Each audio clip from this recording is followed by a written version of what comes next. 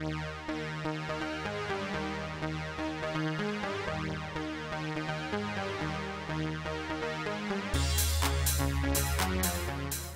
it going, guys? It's Tuesday, September 22nd. I'm Arielle Hickson, and Channel One News starts right now.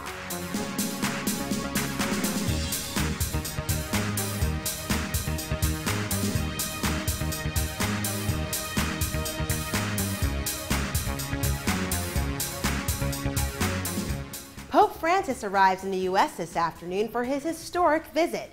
President Obama will greet the Pope as he gets off the plane at Andrews Air Force Base just outside of Washington, D.C. It's a rare move and a reception other world leaders don't get. Pope Francis arrives after a visit to the country of Cuba, where he held Mass with thousands, calling on the communist country to make greater freedoms for religion. And now, on his next leg of the trip, the Pope will take on a 3-city tour of the U.S. Maggie Rulli gives us a preview. The stage is set, and so is the excitement for the Pope's historic visit to the United States. It's very exciting. It's like incredible because it's like a once-in-a-lifetime opportunity. It's the Pope. He's very high. Pope Francis's 5-day trip will begin in Washington, D.C., where he will meet with President Obama and become the first Pope to address both houses of Congress.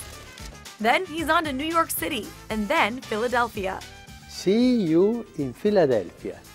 The Pope, who was born in Argentina, will give some of his speeches in English, but most will be in Spanish.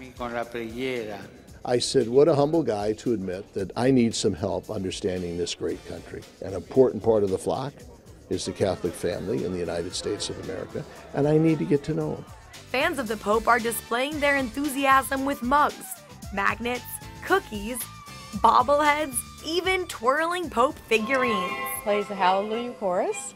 People can buy anything from t-shirts, sweatshirts, polo shirts. Security is ramping up. From the Vatican to Homeland Security, precautions have been put in place to ensure the pontiff's safety. This police force has seen it all and is ready for it all. We will have available capacity on land, on sea, and in the air. Security will be extra tight on Friday when the Pope visits the United Nations to meet with world leaders. If we had something specific and credible, we would be acting upon that to disrupt it, neutralize it, ensure that no harm comes to anyone. We're most concerned about the unknown. And that security will be seen in full force here at Madison Square Garden. Now, you're probably used to seeing the Knicks play here or catching your favorite artist in concert. But on Friday night, Pope Francis will be the main act, delivering a sold-out Mass to 20,000 people. But for one lucky group of high school students, they were given the opportunity of a lifetime, the chance to actually meet him. Is it real? Is this actually happening? I was just in awe. I couldn't believe it. You know, I had chills. I was just like my head was spinning. Shocked because there's a multitude of students they could have picked from. 12 students were selected to meet the Pope in person on Friday in New York City. Philadelphia is expecting to draw crowds well over 1 million people and generate more than $400 million in revenue. We are working actively every day to make sure that Philadelphia is open and accessible to everyone who wants to be here. The building excitement is taking a creative turn, from paintings to music and a small-scale version of the Vatican built entirely from Legos. For the millions of Catholics in New York City and in the metropolitan area, this is a jubilant moment. Meeting him is like meeting the disciple of Jesus. So it's like, wow, you know, I'm one step closer to Jesus too. Maggie Rulli, Channel One News. Looks like his visit will make quite the impact. Thanks, Maggie. All right, coming up, what some experts say could be a game changer in the war in Syria.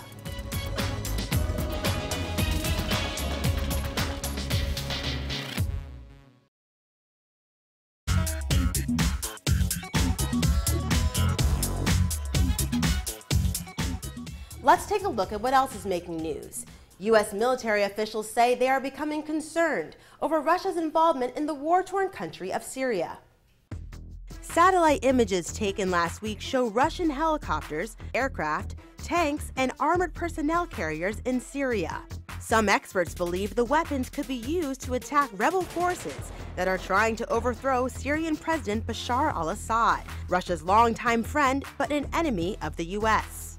One U.S. official recently said, if Russia gets involved in Syria, it would be a game changer, creating the potential for run-ins with U.S. warplanes that are conducting airstrikes against the terror group ISIS in Syria. U.S. and Russian military leaders spoke on Friday about their concerns. The Department of Defense called it a constructive conversation. All right, coming up, why 2 heads are better than 1.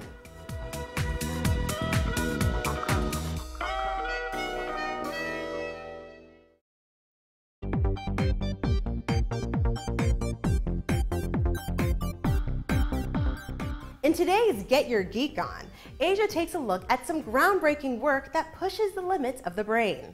That's right. We know about computers linked together to form a massive network. But what if we did the same thing with our brains? Well, guys, it's happening. Meet Mango the monkey and his problem-solving partner, Romeo. Inside this lab at Duke University, both primates are currently separated physically, but will soon be connected mentally. Signals from their brains will be merged, the result of years of research inside the lab of Dr. Miguel Nicolelis. I first dreamed about this many years ago. Dr. Nicolelis has made studying the brain his life's mission. It was his work with rats that first gained widespread attention. Then he taught primates how to move wheelchairs and exoskeletons using only their minds. That was followed by his wildest idea yet, trying to merge the power of multiple brains. We needed to create a new paradigm, and it was when we introduced this concept of linking brains to machines.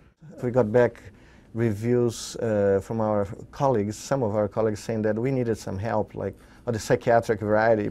Well, one word that comes to mind is mad, right? Mad scientist. Dr. John Sampson is the chief of neurosurgery at Duke. What he does is seemingly crazy until you talk with him and you think about it enough, and you suddenly understand that he just has a very deep understanding of not just how the brain works, but of how the whole nervous system works. This is what Nicolelis and his colleagues came up with. They put super thin, flexible metal fibers into the brain tissue. These are the real pieces of magic. Those fibers pick up the electrical activity of hundreds, if not thousands, of living brain cells, which is connected to a computer and then merged together. The combined brain signals from the monkeys are moving these avatar hands to touch the targets. I call this a brain net. We are connecting multiple brains to achieve a common goal. This activity between the monkeys is similar to a flock of birds, herds of cattle, a school of fish, and other groups of animals working together in nature. We wanted to understand how these animals are capable of working together and generate these group behaviors, these social interactions. Dr. Nicolelis added that the monkeys aren't hurt in the process. They live many, many years with this, and they're very playful because they're doing some things that no primate ever thought they could do. If the brain signals of primates can help other primates, could a healthy human brain help a damaged human brain? That is the goal. You know, we are hopeful that this could be used for other disorders, neurological disorders like strokes, and even in some cases Parkinson's disease. Last year, the doctor and a team paired the mind of a 29-year-old paraplegic to a robot skeleton. By simply thinking about it, Giuliano Pinto delivered the World Cup opening kick. He actually felt the impact, and he had the clear sensation that he actually kicked the ball. It's important that the patients feel the ground, feel that they are doing that by themselves, and have a sensation that is realistic. I think the potential that Dr. Nicolelis is bringing to the field is the understanding that we are not limited in our minds. Our bodies are what's limiting us. There really are almost no limits to what a single human brain could do or what several brains could do together. We are just starting to realize how complex it is, how 100 billion neurons interact to create what we call the human condition. This is the big challenge. Asia Celestino, Channel 1 News. And for a list of 5 brain facts we bet you didn't know, head to channel1.com. All right, that's it for us. And of course, we're right back here tomorrow.